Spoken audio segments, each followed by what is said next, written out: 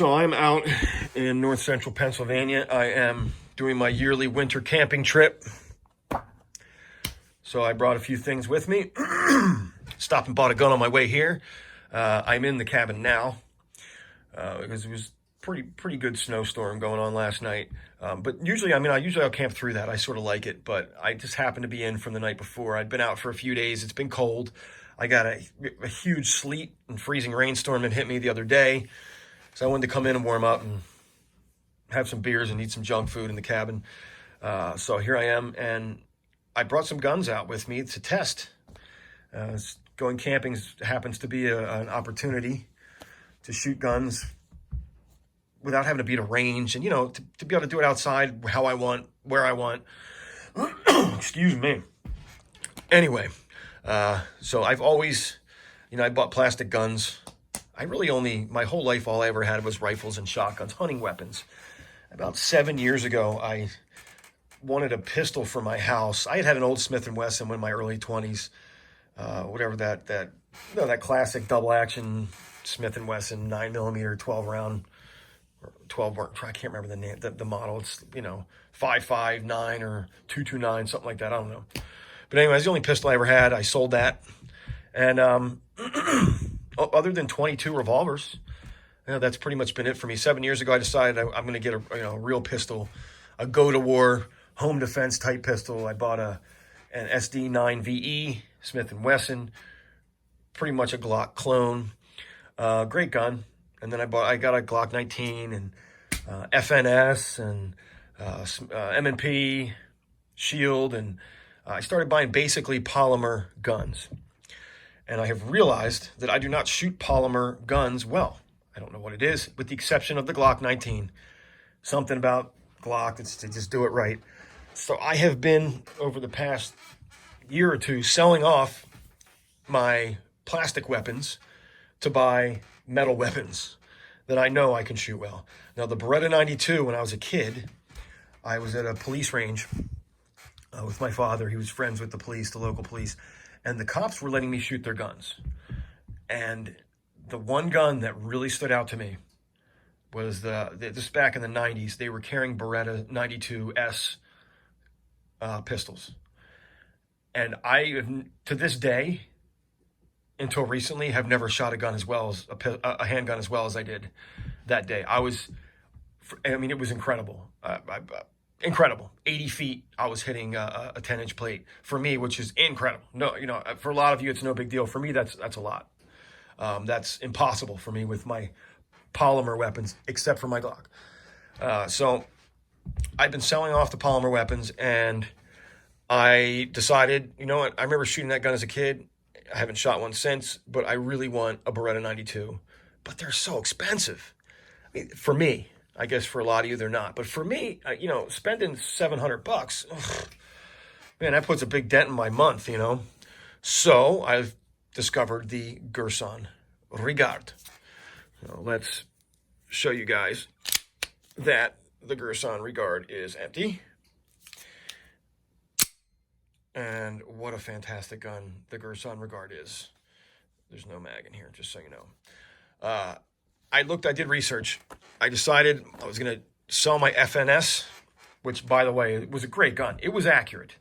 For other people, it's a very accurate gun. FN makes a really good barrel, and they do make a really good gun. And it was a nice looking gun, but not as good looking as this. And I did have someone that wanted to trade me their Beretta 92, even swap for my FNS. And I had been researching 92s because I'm not going to buy any gun until I've seen 1,000 videos about it and gotten every angle.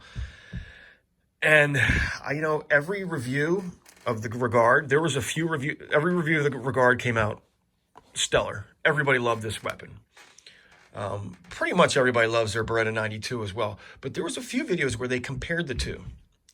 And maybe 4 videos I saw comparing them. And every video, the people said they liked the Regard better. And they would take them apart and they'd show you why. Essentially, the Regard shoots as accurately. It's less picky with ammo, which I can attest to that because I shot some junk through it the past few days. And it's a little bit beefier. It's made with more metal. Areas where there's plastic in the Beretta, there's metal in this gun. And those, those Turks, boy, they've really come a long way. And I mean, they make some of the best guns in the world for the best price. So this is a Beretta 92 clone. They do make this. This is the other thing. So if you want the Beretta with a pick rail on the front, you got to buy an M9. You're gonna, or they make a 92S something or an M9. Bottom line is it's going to be at least $900. And the only difference is that it has a pick rail. Now there is a company whose name I cannot think of at the moment, who makes a grip system that you grips on around here and around the trigger, and then it gives you that, and it looks really awesome. And I did order one for this. But you can buy this Girsan Regard with a pick rail, and it's the same price as this model. And I was literally grabbing that one to buy, and I said, you know what? I'm going to buy that Snap-on system because it has great reviews. Again, I'll put the text of the company across the screen or a link in the description or something so you know what I'm talking about. I just can't think of it right now, and I don't have internet here, so I can't look it up. And that way I have the option. I can just have it classic Beretta style, because my FNS was my large-sized, high-capacity 9mm, my go-to-war pistol. Should the world ever end, that was the gun that would go in my chest holster on my plate carrier. So this will be the gun that I do that, but I never put a light on it ever once. I never put anything on it. I never used the rail for anything. So I'm like, what the hell? Why would I, if I have the option now, I can snap on this system and have a rail and make it look really cool. I got like Coyote Brown, so I can two-tone it. But then I really just love the way this gun looks and feels in the classic style. So this is a double single action. And what that means for people that don't know is that a 1911, for instance, let's just break one out. A 1911 is single action. So what that means is, you charge it, you load your bullet in, and your hammer's back. You're locked and loaded. And basically, if you want to carry it for quick action, it's safety on. So now your trigger safety's on, and your grip safety is keeping you from, blowing a hole in your leg while you're carrying this, or blowing your nuts off if you have this thing appendix style. And that's it. So what that means is the hammer has to be back first before you can shoot the gun. And then you simply pull the trigger, boom, the cycle goes back, and the hammer's always back. So that's single action. I know a lot of you know this, but there's probably a few people that don't.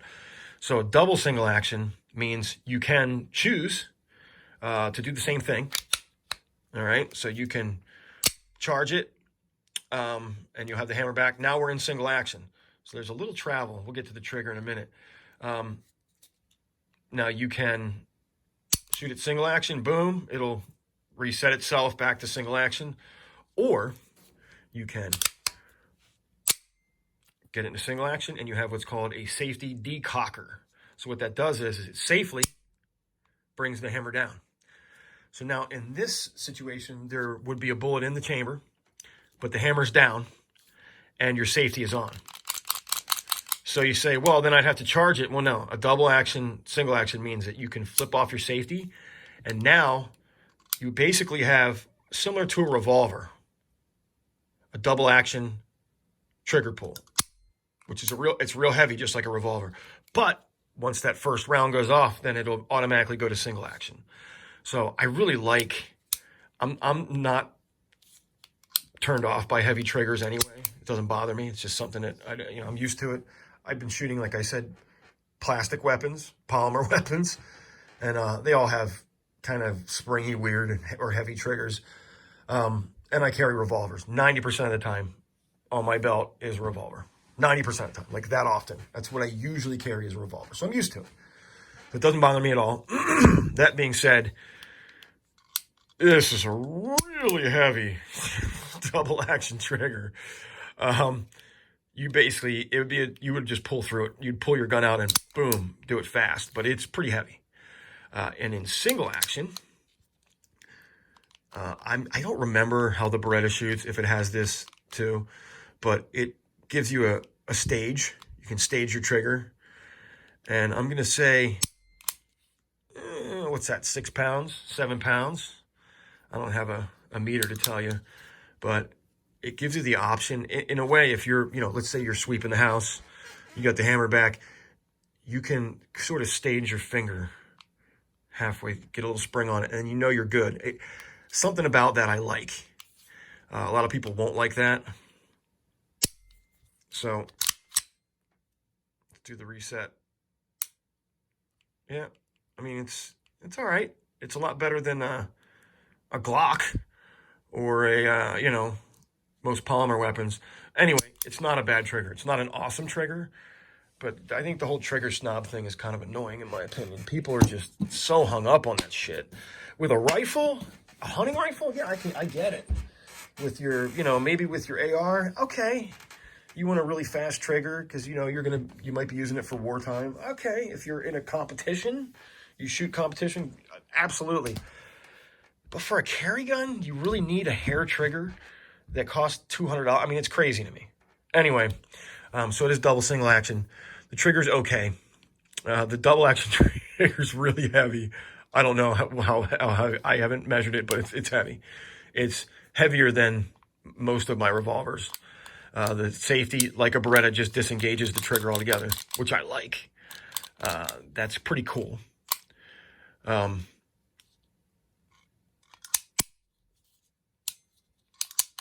You cannot have the hammer back and have the safety on. So you don't have that option like you do with a single action. But I prefer this system. I have children. I like a safety. I like a hammer being down rather than just loaded back, ready to spring and set off a primer. It just makes me nervous. Same thing with striker fired guns. I don't like having the striker back. Okay, well, the trigger itself is a safety. No, it's not. How is the little thing on the Glock trigger a safety? That means if anything hangs up the trigger, it's going to pull that too. That trigger safety shit is just, it's comical how people actually consider that a safety. I don't. How does this gun shoot? It's incredible. It shoots accurate, just like I remember in 92 FS or 92 S shooting. Yeah, I mean, I went through a box of these steel case Wolf ammunition, and I had used the box as my target. I stuck it over a stump, there was a jagged piece of stump. I jammed it over it so it was on there real good. And at 10 yards, my first magazine that I had shot through this thing, as far as I could tell, I didn't miss the box. So the sights were dead on right out of the box. I did not oil it. I did not do anything with this gun. I just loaded it and shot it. That was it. Incredibly accurate for me. Now, I'm not, like I always say in my videos, I'm not a good shot. I don't have that gift like a lot of people do. So I have to be picky about the kind of guns I buy if I want to be a decent shot. With this gun, yes, I am definitely a decent shot. If not a good shot, kind of. So 10 yards, 50 rounds of Wolf polyformance steel case ammunition, chugged right through it, no failures at all. I then did a box of these Extreme Defenders, which you can see the tips are weird. They're kind of like a flat Phillips head screwdriver. That's not going to want to focus because everything else in the background. But this ammunition is incredible. Basically, how it works is it can penetrate through like car doors, windows, windshields, stuff like that. And then because it's solid copper, and then when it hits the body, these are called flutes, hydraulic flutes. So while this bullet travels through the liquid in your body, it sprays the liquid outward through these flutes, these 4 flutes, and it creates a absolutely ghastly wound channel. Better wound channel in all the testing I've seen than an expensive hollow point. So great bullets, lightweight, good ballistics, everything. But because of the tips, they'll jam in certain guns. 1911s are known to not be able to shoot these Lehigh Defense or Underwood ammunition, extreme penetrators and extreme defense. This thing, whole box of them, didn't miss a beat, chugged right through them. So that was 70 rounds, and then I had a couple rounds of some cheap Blazer brass ball ammo, Not a lot. It was like, was it blazer brass? I don't know. I had a little bit of regular ball ammo, just like a handful of them. It might have just been Remington green box. And I shot those as well. So I did not have any failures. No oil, no nothing right out of the box. The gun shot perfect. I understand that that's not even 100 rounds. I get it. But it's what I had with me. I guess I did have this. I could have put this, but I wanted to save this because I want to go shooting it. My father and my brother are coming here to meet me tomorrow, so I wanted to save a little ammunition so they could try this gun out, see what they think. It's beautiful. One of the best looking designs, in my opinion, of any handgun. I've always loved this design. It's second only to the 1911 as far as semi-autos go in my book, as far as looks. And how did it carry? I have been carrying it every day when I leave and go out into public, which has been a few times. Went to do laundry, went shopping, went to get gas, and I went to a place where it's known really to be the best stargazing in the world. Went out there, and I haven't gotten my new expensive, nice pancake holster, which is ordered, but it's in the mail. It didn't come. It might be there now at home, but it didn't come before I left for my trip. So I just used my cheap. This is the Bulldog Holster. I put when I'm doing construction work, I use one of these two holsters for my little 380. And that's what I carry when I'm at work. It's the only time I don't really carry a revolver. And it's great. You just have to make sure that you secure these Bulldog belt loops because they tear immediately within like a couple times used. But once you secure them with some goop or some shoe glue, they're good as new and they're not going anywhere. I've had this for years and I've carried it a million times. I don't even know, all different guns. And this gun fit really well in there. So I did carry it and it carries nicely. Again, I carry heavy revolvers 90% of the time at least. Both of these fit it. Yeah, they both fit this weapon. And I really prefer pancake outside the waistband. Everybody goes through that holster evolution where you think you just need a Kydex inside the waistband holster for every gun because that's what's cool and that's what everybody seems to carry. And I came to the realization that I really don't like them. I hate them, as a matter of fact. I don't like the hybrid ones. I like them a little better, but they have their own pains in the asses about them inside the waistband. I love the outside the waistband hybrids, and I love pancake holsters, and that's how I carry my guns. And when you first start carrying a gun, you're so concerned about it printing, and oh my God, it's gonna print. And then you realize nobody's looking, and unless the gun is pretty much sticking out of your shirt, invisible, no one knows you have a gun. And if they realize you have a gun, well then F them. You're carrying your gun and you're allowed to. That's why you have your concealed carry license in the first place. And if they want to bitch, let them bitch. Let them make an ass of themselves. It's happened to me. But it's never because anybody noticed I had a gun printing from my shirt. That's never happened.